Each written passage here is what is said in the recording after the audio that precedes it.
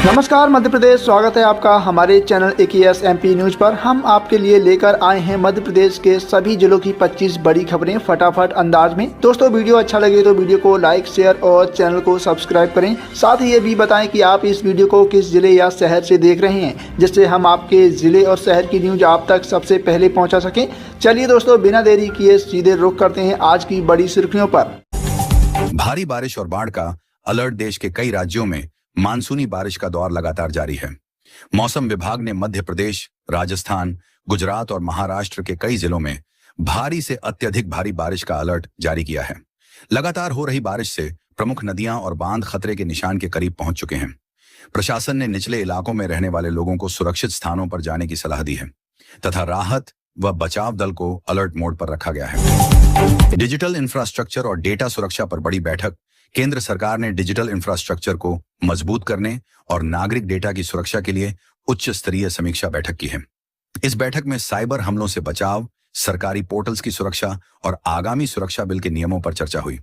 अधिकारियों को निर्देश दिए गए हैं कि डिजिटल सेवाओं को पूरी तरह सुरक्षित और सुलभ बनाया जाए ताकि ऑनलाइन धोखाधड़ी को रोका जा सके।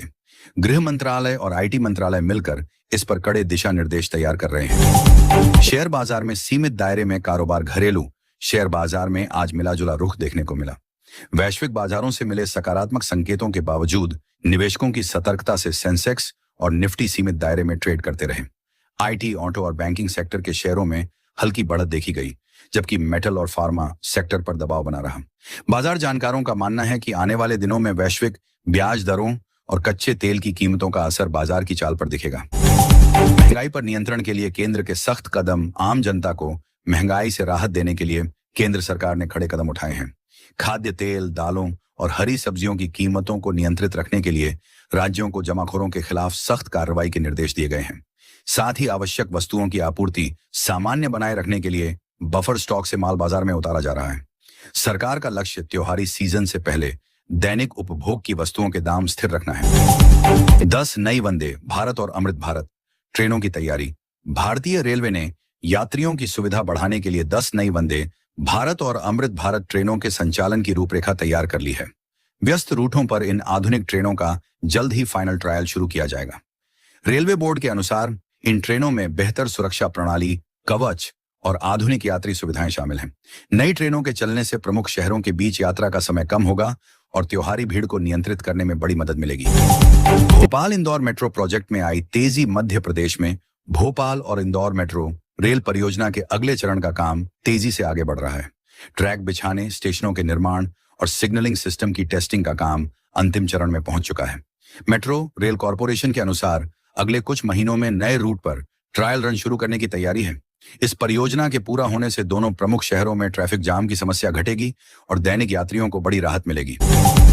हाईवे पर नए ट्रैफिक और चालान नियम लागू। सड़क दुर्घटनाओं पर अंकुश लगाने के लिए राष्ट्रीय राजमार्गों पर नए ट्रैफिक नियम और आधुनिक AI आधारित चालान सिस्टम लागू किए गए हैं। तेज रफ्तार, लेन अनुशासन का उल्लंघन और ओवरलोडिंग करने वाले वाहनों पर ऑटोमेटिक कैमरों के जरिए नजर रखी जा रही है। हाईवे अथॉरिटी ने चेतावनी दी है कि नियमों की अनदेखी करने पर भारी जुर्माना लगाया जाएगा। इस कदम का उद्देश्य एक्सप्रेसवे और हाईवे पर सफर को सुरक्षित और सुगम बनाना है। बोर्ड परीक्षाओं को लेकर शिक्षा विभाग का सर्कुलर। शिक्षा मंत्रालय और केंद्रीय शिक्षा बोर्ड ने आगामी बोर्ड परीक्षाओं के लिए रजिस्ट्रेशन प्रक्रिया और परीक्षा पैटर्न को लेकर नया सर्कुलर जारी किया है। सर्कुलर के तहत छात्रों के कॉन्सेप्ट आधारित मूल्यांकन पर जोर दिया गया है। स्कूलों को निर्देश दिए गए हैं कि वे समय रहते छात्रों का डेटाबेस अपडेट करें और प्रैक्टिकल परीक्षाओं की तैयारी पूरी रखें। इसके साथ ही छात्रों के मानसिक तनाव को कम करने के लिए विशेष काउंसलिंग सत्र भी आयोजित किए जाएंगे। भारत में 6G तकनीक अनुसंधान को मिली मंजूरी। भारत को दूरसंचार के क्षेत्र में आत्मनिर्भर और अग्रणी बनाने के लिए सरकार ने 6G तकनीक के अनुसंधान केंद्रों को औपचारिक मंजूरी दे दी है। इसके तहत देश के प्रमुख तकनीकी संस्थानों और उद्योग जगत के साथ मिलकर अगली पीढ़ी के वायरलेस नेटवर्क पर काम शुरू होगा। इस परियोजना का मुख्य उद्देश्य भारत में high speed connectivity, patent development और वैश्विक मानकों के अनुरूप उन्नत संचार उपकरण तैयार करना है ताकि भविष्य की जरूरतों को समय से पूरा किया जा सके। आगामी फ्लैगशिप 5G स्मार्टफोन्स का प्रोडक्शन तेज। आगामी त्योहारी सीजन को देखते हुए मोबाइल निर्माता कंपनियों ने भारत में अपने प्रीमियम और बजट 5G स्मार्टफोन्स का प्रोडक्शन काफी तेज कर दिया है। मेक इन इंडिया अभियान के तहत लोकल असेंबलिंग यूनिट्स पूरी क्षमता से काम कर रही हैं। नई तकनीक वाले ये फोन बेहतर प्रोसेसर, दमदार कैमरा सेटअप और लंबी बैटरी बैकअप के साथ अगले महीने बाजार में उतारे जाएंगे।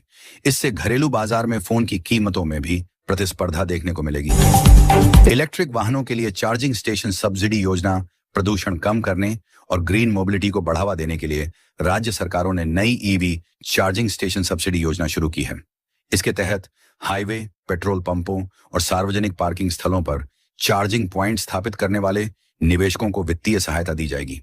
इस कदम से देश में इलेक्ट्रिक वाहनों के इंफ्रास्ट्रक्चर को मजबूती मिलेगी और लंबे सफर के दौरान वाहन चालकों को चार्जिंग की सुविधा आसानी से उपलब्ध हो सकेगी। मौसमी बीमारियों से निपटने को स्वास्थ्य विभाग का अलर्ट बरसात के मौसम में डेंगू, मलेरिया, चिकनगुनिया और वायरल बुखार के बढ़ते मामलों को देखते हुए स्वास्थ्य विभाग ने देशव्यापी अलर्ट जारी किया है। सभी सरकारी और निजी अस्पतालों को जरूरी दवाओं का पर्याप्त स्टॉक रखने और आइसोलेशन वार्ड तैयार रखने के निर्देश दिए गए हैं। नगर निगमों द्वारा जलभराव वाले क्षेत्रों में कीटनाशक दवाओं का छिड़काव किया जा रहा है। स्वास्थ्य विशेषज्ञों ने आम जनता को साफ पानी और स्वच्छता बनाए रखने की सलाह दी है। वैश्विक शांति के लिए उच्च स्तरीय अंतर्राष्ट्रीय बैठक पश्चिम एशिया और यूरोप में जारी तनाव को कम करने के लिए वैश्विक नेताओं की अहम बैठक आयोजित की गई है। इस बैठक में कूटनीतिक समाधान, युद्ध विराम और मानवीय सहायता पहुंचाने के रास्तों पर गंभीर चर्चा हुई। संयुक्त राष्ट्र के प्रतिनिधियों ने सभी पक्षों से शांति बनाए रखने और आम नागरिकों की सुरक्षा सुनिश्चित करने की अपील की है। कई देशों ने व्यापार मार्गों को सुरक्षित रखने और वैश्विक आर्थिक स्थिरता के लिए सहयोग पर बल दिया। 14 इसरो का गगनयान मिशन के लिए सफल परीक्षण। भारतीय अंतरिक्ष अनुसंधान संगठन इसरो ने अपने महत्वाकांक्षी मानव अंतरिक्ष मिशन गगनयान के तहत क्रू मॉड्यूल और प्रोपल्शन सिस्टम का एक और सफल परीक्षण पूरा कर लिया है। यह टेस्ट मिशन की सुरक्षा और आपातकालीन निकास प्रणाली की मजबूती को जांचने के लिए किया गया था। वैज्ञानिकों के अनुसार सभी मानक तय सीमाओं के भीतर रहे। इस सफलता से भारत के पहले मानव अंतरिक्ष मिशन को समय सीमा के भीतर पूरा करने का मार्ग और मजबूत हो गया है। सर्राफा बाजार में सोने और चांदी के भाव स्थिर। वैश्विक बाजार में उतार चढ़ाव के बीच आज घरेलू सर्राफा बाजार में सोने और चांदी की कीमतों में स्थिरता दर्ज की गई। 24 कैरेट और 22 कैरेट सोने के दामों में मामूली बदलाव देखा गया, जबकि चांदी के भाव पिछले स्तर पर ही बने रहे। आभूषण कारोबारियों का कहना है कि आने वाले त्योहारी और वैवाहिक सीजन को लेकर ग्राहकों की मांग बढ़ने की उम्मीद है, जिससे आने वाले हफ्तों में खरीदारी में तेजी देखने को मिल सकती है।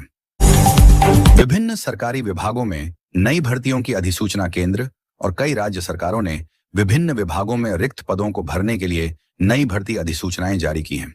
इसके तहत प्रशासनिक, तकनीकी, पुलिस और शिक्षा विभागों में हजारों पदों पर योग्य उम्मीदवारों से आवेदन मांगे गए हैं। भर्ती बोर्डों ने ऑनलाइन आवेदन प्रक्रिया और परीक्षा तिथियों का संभावित कैलेंडर भी जारी कर दिया है। युवाओं को समय सीमा के भीतर आधिकारिक पोर्टल पर जाकर आवेदन करने की सलाह दी गई है। यूपीआई और डिजिटल बैंकिंग पर नई सुरक्षा advisory. Reserve bank of India RBI ने ऑनलाइन वित्तीय धोखाधड़ी को रोकने के लिए नई यूपीआई और डिजिटल बैंकिंग एडवाइजरी जारी की है। बैंकों को संदिग्ध लेन देन पर रियल टाइम निगरानी रखने और सुरक्षा प्रोटोकॉल को और मजबूत करने के निर्देश दिए गए हैं। ग्राहकों से अपील की गई है कि वे किसी भी अनजान लिंक पर क्लिक न करें, अपने ओटीपी या पिन को साझा न करें और किसी भी फ्रॉड की सूचना तुरंत हेल्पलाइन पर दें। भारतीय क्रिकेट टीम के चयन को लेकर बैठक। आगामी अंतर्राष्ट्रीय क्रिकेट सीरीज के लिए भारतीय चयनकर्ताओं की अहम बैठक आयोजित की गई। इस बैठक में खिलाड़ियों के वर्कलोड मैनेजमेंट, हालिया फॉर्म और फिटनेस रिपोर्ट की समीक्षा की गई। युवा खिलाड़ियों को घरेलू प्रदर्शन के आधार पर राष्ट्रीय टीम में मौका देने पर विचार किया जा रहा है। मुख्य कोच और चयन समिति ने आगामी बड़े टूर्नामेंटों को ध्यान में रखते हुए एक संतुलित टीम संयोजन तैयार करने की रणनीति बनाई है। राष्ट्रीय खेल प्रतियोगिताओं में युवाओं का शानदार प्रदर्शन। देश भर में चल रही राष्ट्रीय एथलेटिक्स और खेल प्रतियोगिताओं में युवा खिलाड़ियों ने शानदार प्रदर्शन करते हुए कई पुराने रिकॉर्ड तोड़े हैं। ट्रैक एंड फील्ड, कुश्ती और निशानेबाजी स्पर्धाओं में नए प्रतिभागी उभर कर सामने आए हैं। खेल मंत्रालय ने पदक विजेता एथलीटों को उच्च स्तरीय प्रशिक्षण और अंतर्राष्ट्रीय प्रतियोगिताओं के लिए विशेष सुविधाएं देने का वादा किया है, जिससे देश में खेल संस्कृति को और अधिक बढ़ावा मिल सके। खरीफ फसलों की बुआई में तेजी। खाद्य आपूर्ति के आदेश। देश में अनुकूल मानसूनी बारिश के चलते प्रमुख खरीफ फसलों जैसे धान, सोयाबीन, मक्का और कपास की बुआई का रकबा तेजी से बढ़ा है। कृषि मंत्रालय ने राज्यों को निर्देश दिए हैं कि किसानों को समय पर यूरिया और डीएपी खाद की निर्बाध आपूर्ति सुनिश्चित की जाए। जमाखोरी करने वाले डीलरों पर सख्त निगरानी रखी जा रही है ताकि किसानों को फसल चक्र के दौरान किसी भी प्रकार की परेशानी का सामना न करना पड़े। डीप फेक और साइबर क्राइम के खिलाफ बड़ा अभियान गृह मंत्रालय के साइबर सेल ने डीप फेक वीडियो, फर्जी सोशल मीडिया प्रोफाइल और ऑनलाइन ठगी के खिलाफ राष्ट्रव्यापी जन जागरूकता अभियान शुरू किया है। इसके तहत आम जनता को संदिग्ध वीडियो की सत्यता जांचने और डिजिटल सुरक्षा उपायों के बारे में जानकारी दी जा रही है। सोशल मीडिया प्लेटफॉर्म्स को भी सख्त निर्देश दिए गए हैं कि वे भ्रामक और आपत्तिजनक सामग्री को तय समय सीमा के भीतर अपने प्लेटफॉर्म से हटाएं। तो ये थी आज की 25 बड़ी खबरें। उम्मीद करता हूं दोस्तों ये वीडियो आपको पसंद आया होगा।